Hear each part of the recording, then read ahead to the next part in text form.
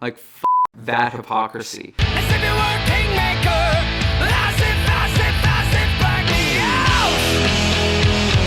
My name is Laura Jane Grace, and this is my art story.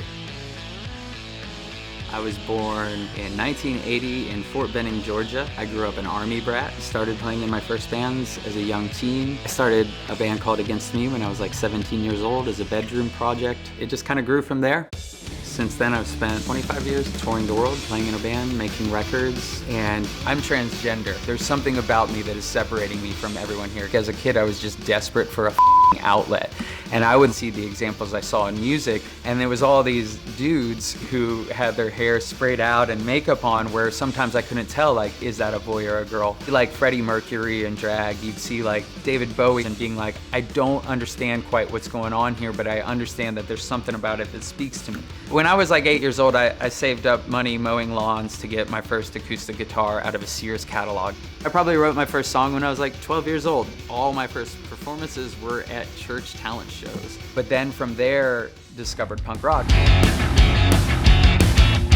There's a whole subsect of punk bands that really speak to creating spaces that are anti-racist, anti-homophobic, anti-transphobia, like welcoming safe spaces. Music is the way that I've always like been able to communicate with people. If someone writes to me and says that they're going through a hard time, I'm like, I hope that you have an outlet. If I wake up in the morning and I'm like, what am I doing today? And I'm dealing with the expanse of time and life, and you have no structure. But if you wake up in the morning and you're like, I'm gonna write 3 pages and then I'm gonna do guitar scales, do vocal warm-ups, those things ground you and I think give you the tools then to overcome further adversity.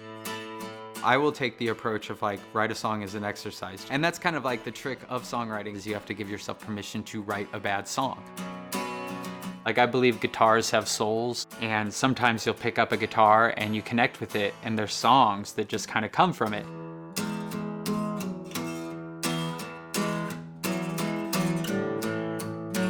If you're true to your art and you put your effort into it and you are speaking truth, good song will find its audience eventually.